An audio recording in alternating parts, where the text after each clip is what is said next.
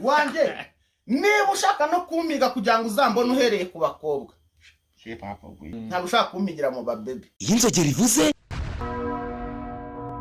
tumenya amakuru. We Kazutu turi kurebana barakennye ukora iki ubundi nyuma ya social media ukora iki? Abanzi bacu baraganya ariko barahara ari benshi cyane. Ndi umwana w'umuhinzi ari kugenda utera imbere. Akimara gutangaza ibi ahita atabwa muri yombi. Habinshuti Jacques uzwi nka Kazungu Kabosi kuri social medias wavutse ku itariki ya 25 Ukuboza umwaka w'1996 akavukira mu muryango w'abana 9 abahungu 6 n'abakobwa 3.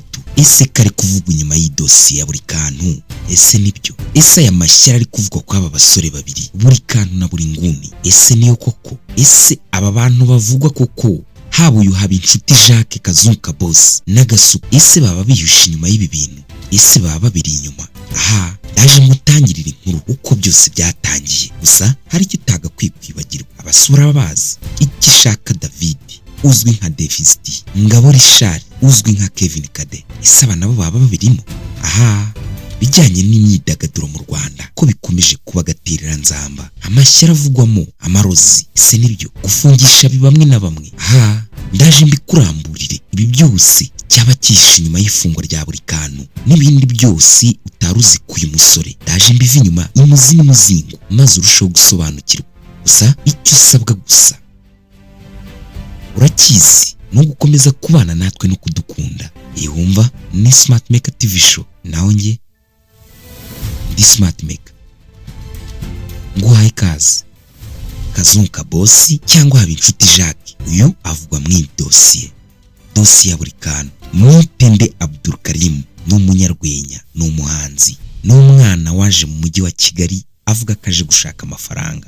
Yabayeho mu buzima bubi, yabayeho ubuzima bubi butandukanye. Yakoze ikiyede, yahawe akazi ko gucuruza gaze, akajya agenda azengurukana imitungi ya gaze ashaka aho zashize, akazana amacupa akabashyira iziri mu gaze. Ni umuhungu wakoze ikiyede igihe kinini. Mu mibereho ye akimara kwinjira i Kigali avuga ko yazanywe n'abasikama bakamukorera ikarita imwinjiza i Kigali. Akihagera nta kazi yari afite, yagombaga gukora buri kimwe cyose kugira ngo arebe ko yabaho. Hari umwe mu myidagaduro wamwegereye amurebye amugirira impuhwe, arangije yiyemeza kumuha akazi. Uyu nguyu mu myidagaduro yari afite akazi ko gucuruza abantu ibiryo cyangwa se ibyo tuzi nka resitora zigendanwa, aho umuntu ateka ibiryo akabishyira mu masahani maze akajya agenda bizengurukana aho bakeneye kurya bose abaha. Ngaka kazi kahawe buri kantu akigera mu mujyi wa Kigali.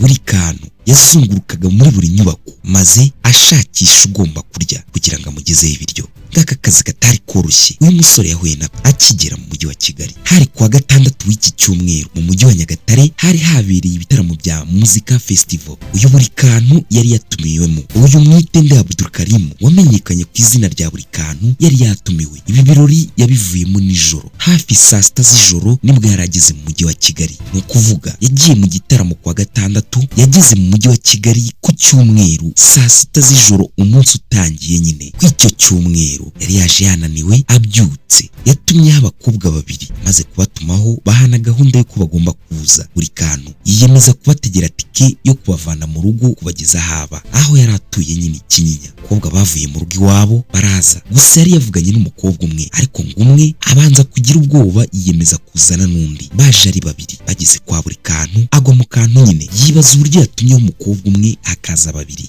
Biramushobera, ariko mu Kinyarwanda baca umugani ngo umutwe umwe wigira inama yo gusara ntiwigira inama yo gutekereza. Uyu mukobwa umwe ntabwo yari yizeye, yibazaga uburyo aje kwa buri kantu ari wenyine. Bimutera ubwoba niko kwiyemeza kuzana n'undi mugenzi we. Bakihagera buri kantu akubitwa n'inkuba, arumirwa agwa mu kantu. Izina ni ryo muntu. Aba bakobwa bahaguruka mu rugo ngo bari bafitanye gahunda na buri kantu yuko yagombaga kubagira inama ku bijyanye n'umuyoboro wabo wa YouTube channel, akabagira inama nk'umuntu usanzwe ukorera kuri uru rubuga maze nabo bakabasha kubyaza YouTube amafaranga.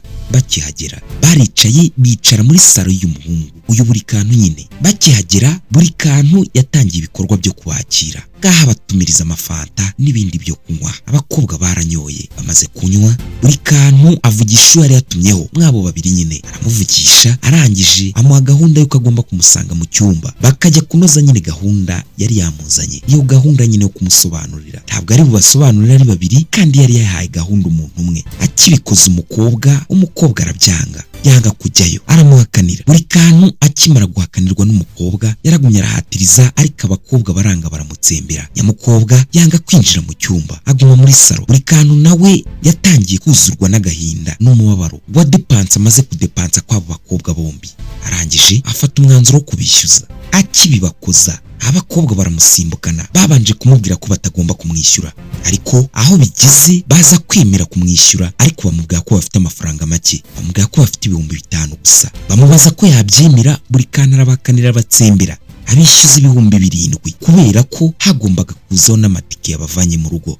Abakobwa bamubwira ko ntayo bafite. Bakibimukoza buri kantu ntiyigeze yakira icyo gihombo, yiyemeza kubarihisha, ati murayaruka ayo mwariye. Buri kantu bihindura isura. Abakobwa babanje kugira ngo ni imikino, ariko baza kubona ko amazi atari yayandi. Buri kantu ngo yasohotse hanze, arangije abafungirana mu nzu, maze buri kantu yigumira hanze. Akihaguma abakobwa batangiye kujya bamuhamagaza umunwa, ariko buri kantu akinumira. Biza kugeraho batangira kujya bamuhamagaza telefone zabo kuko zo bari bakizifite, ariko buri kantu yanga kubakingurira. Hashize akanya abakobwa bamaze kubona ko byanze, bigiriye inama kuko bari babiri barushanyagaho gutekereza, umwe akagira undi inama. Bafashe umwanzuro wo guhamagara polisi, niko kwiyemeza guhamagara rimwe kabiri umurongo wa polisi utishyurwa. Barabahamagaye, maze polisi itangira urugendo rwo kuza gucungura abo bakobwa bari bashimutiwe mw'iyo nzu, cyangwa se bari bafungiraniwe mw'iyo nzu. Iraza iza ibabaza adresse, ibabaza buri kimwe, kugeza ubwo ibasanze aho bafungiraniwe Kinyinya nyine. Maze bakinjira mu rupangu, basanze buri kantu ari aho hanze. Barangije bamutegeka gufungura, nta kindi yari gukora, yarafunguye. Ikimara kubarekura, abakobwa bakimara gusohoka, niko guhita bambika buri kantu amapingu, nta kindi yari afite cyo kwiregura.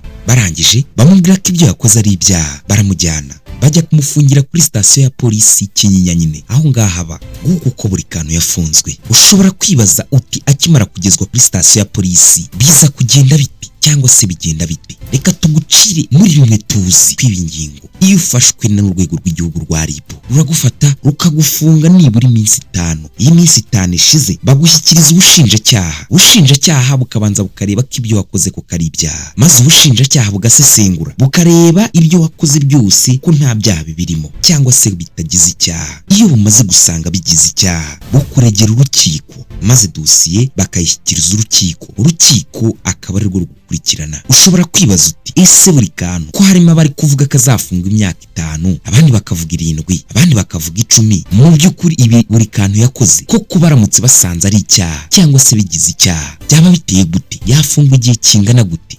Reka tuze tugusomera itegeko wumva uburyo rivuga. Aramutse hamwe n'icyaha yahanwa n'itegeko riri mu gitabo cy'amategeko ahana y'u Rwanda, itegeko ry'151 ingingo yaryo ya 38 ryo kuwa 20/18. Havuga iki? Icyaha cyitwarwa n'ifungwa ry'umuntu bitemewe n'amategeko.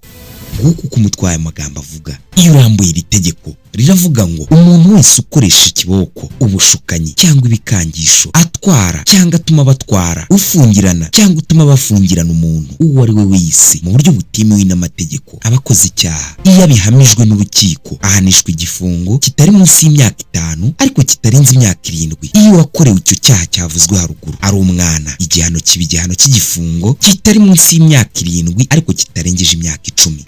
Nguko itegeko rivuga. Bivuze ko aba bakobwa babiri baramutse basanzwe bari munsi y'imyaka 18 y'ubukure, buri kantu yafungwa hagati y'imyaka 7 n'imyaka 10.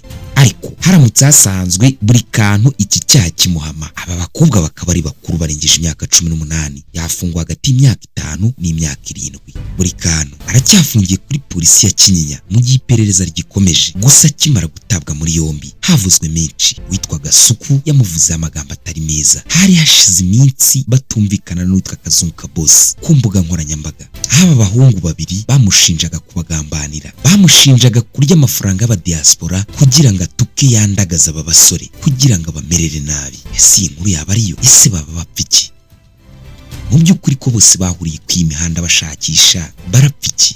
Ibi byose bibaye kuri buri kantu, aho yari amaze iminsi yishimiye iterambere amaze kugeraho, aho yinjiye mu mujyi wa Kigali yinjiranye agakapu gusa. Ako gakapu kari karimo amatiriningi ya fake n'inkweto, akaba aribyo yinjirana mu murwa. Ubu ngubu akaba yarageze ku rugero rushimishije. Ubwe yaragize ati, kabone nubwo nabereka iyi telefone gusa, mfite telefone ihagaze miliyoni imwe y'amanyarwanda, narinjiye nta n'inkweto ngira, ninjiranye igikapu kirimo utubodaboda gusa. Mbese uyu musore avuga yuko afite n'iduka rikora intebe, rigakora ameza n'ibindi bikoresho bikoreshwa mu mazu cyangwa furniture shop. Uyu musore wirataga iterambere amaze kugeraho, ariko agahita atabwa muri yombi. Ibyo bizarangira bite? Ese iki cyaha kizamuhama cyangwa Imana izamurengera nk'uko natwe igiturengera? Abanzi bacu baraganya, ariko barahari ari benshi. Ndi umwana w'umuhinzi ariko agenda gutera imbere, atangaza ibi ahita atabwa muri yombi. Iri shyari avuga ryaba riterwa n'iki? Ese bamuziza iki? Gusa ntabwo ari we gusa, bamwe mu basitari bagiye bafungwa bazira abakobwa. Turabizi igihe Ikishaka David uzwi nka Davis D na Ngabo Richard cyangwa uzwi nka Kevin Kade barafunzwe bazira ngo gufata umwana w'umukobwa ku ngufu ufite imyaka 17. Gusa bagiye muri gereza, iperereza riratangira, ibyavuyemo murabyibuka. Ese uyu we bizagenda bite? Iyi wumvaga yari Smart Maker TV show, icyo gukora murakizi. Dukomeze twubaka umuryango nawe utaha.